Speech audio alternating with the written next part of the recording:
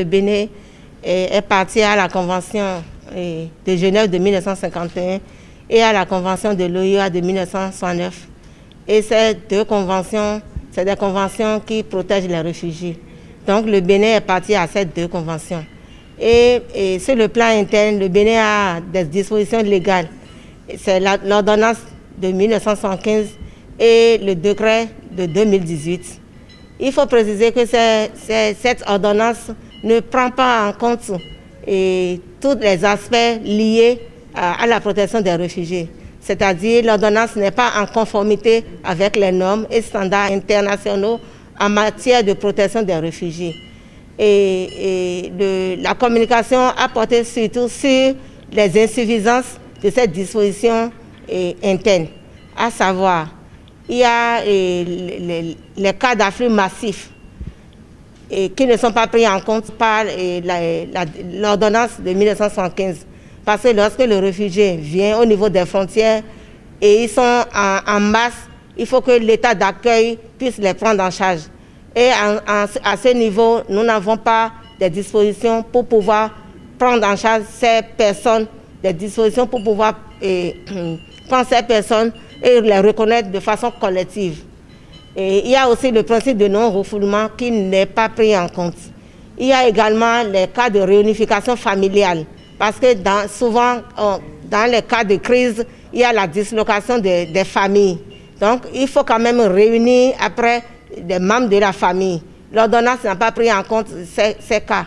Les enfants non accompagnés, les enfants séparés ne sont pas pris en compte. Les réfugiés sur place.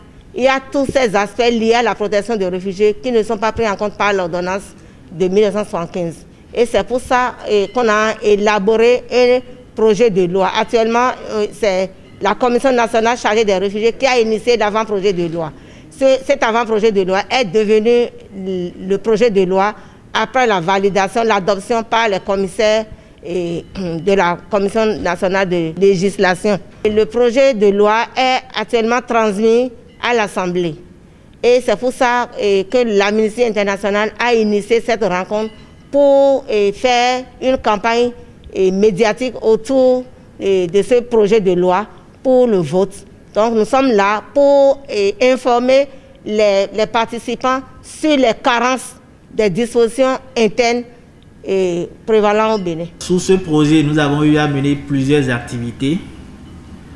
Et depuis 2021, au regard de l'environnement juridique dans lequel nous évoluons sur la question de l'asile au Bénin, nous avons prévu un plaidoyer auprès de différents ministères et du Parlement en vue d'accélérer le vote du projet de loi sur l'asile. C'est sous cet objectif que nous vous avons convié ce matin pour, en vos grades et qualités diverses, réfléchir avec Amnesty International Bénin et la Commission nationale chargée des réfugiés à une stratégie de plaidoyer en vue de l'adoption de cette loi.